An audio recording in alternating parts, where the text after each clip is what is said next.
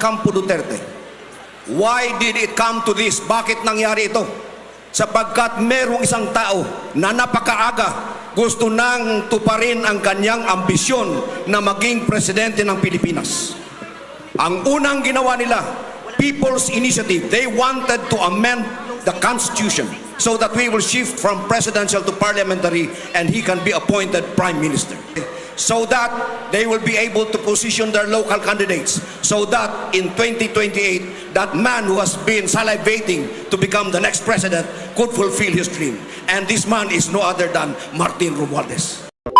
To reintroduce myself, because I am sure that many of you were not born yet when I became your governor in 1998. Ako po si Manny Piñol, anak ng Mlang. I graduated valedictorian from high school and elementary. I hold a doctorate degree in rural economic development.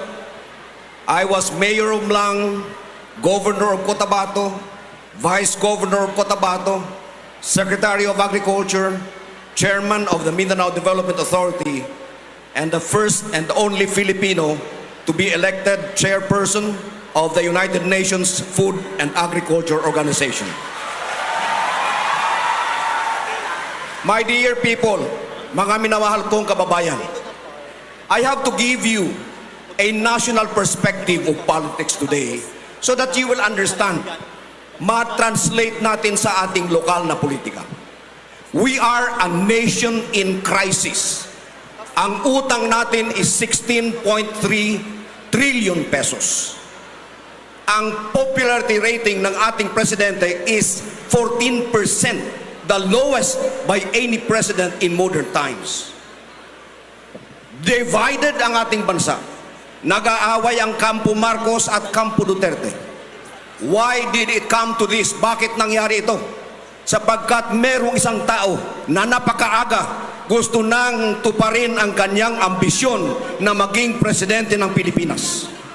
Ang unang ginawa nila, People's Initiative, they wanted to amend the Constitution so that we will shift from presidential to parliamentary and he can be appointed Prime Minister. Hindi nagtagumpay yun, 26 billion ng gastos. Gumawa sila ng bagong programa, ayuda. Etong mga perang binibigay sa inyo, hindi tutulong sa mahihirap. Ito ay pambili ng boto natin para yung kanilang kandidato sa lokal ngayong eleksyon ay mananalo in preparation for 2028. Hindi pa rin nakontento, they impeached Sara Duterte. Hindi pa rin nakontento, they exiled the former president to The Hague to be tried by a foreign court. My dear friends, all of this have bearing on our local politics.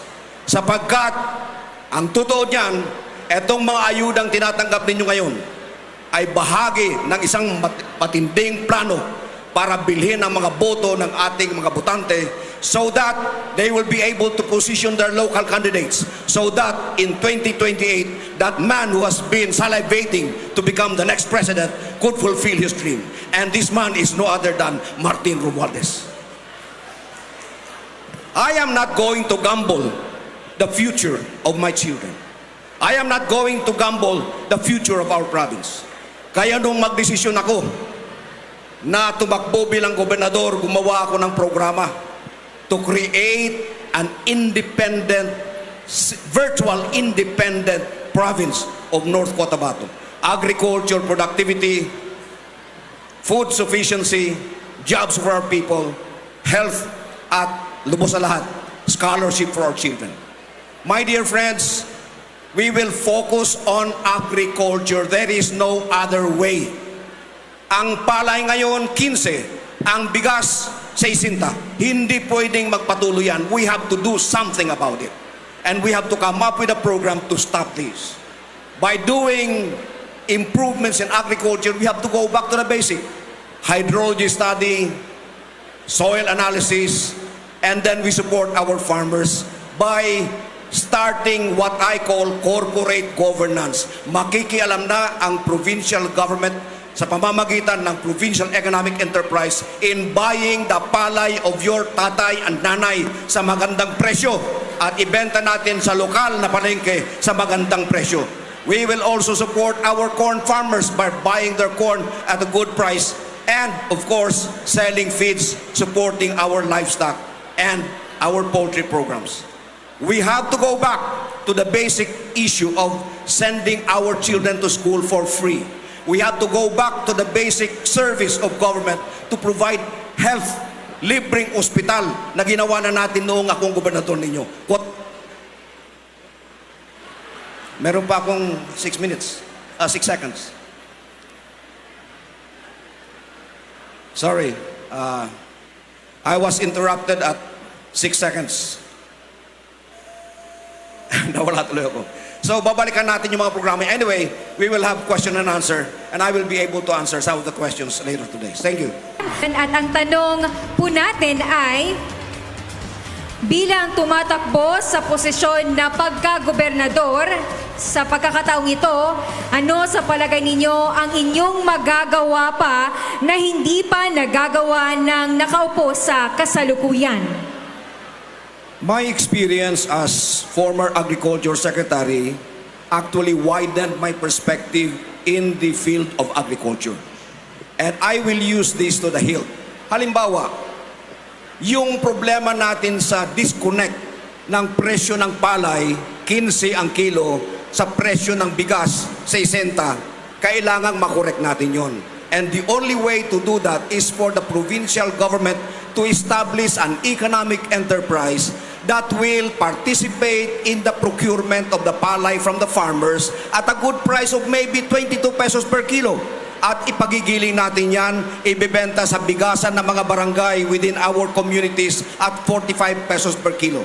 Kapag nagawa natin yan, hindi makakapasok ang imported na bigas sa North Cotabato, and we will be creating a virtual rice republic that will offer our farmers good price for their produce and our consumers good price for their daily rice supply needs. Ang aking karanasan sa agrikultura has also enriched my perception. Kailangan balikan natin ang agrikultura because there is no other hope for this country. Sa gitna ng kaguluhan sa national level, nagkakagulo sila eh. Hindi natin alam, ma-impeach ba si Sara, makukonvict ba siya, makakabalik ba si President Duterte, mananalo ba si Martin Romualdez as President. All of these things could not be answered today. So, to prepare for that uncertain future, we have to build a province that can stand on its own. Kailangan meron tayong sariling supply, processing, and marketing cycle within which we will be able to sell our produce to our own people. Creating a virtual food republic. Wala tayong magagawa. Kailangan nating proteksyonan ang ating probinsya. Kailangan nating proteksyonan ang ating mga magsasaka para magtagumpay tayo.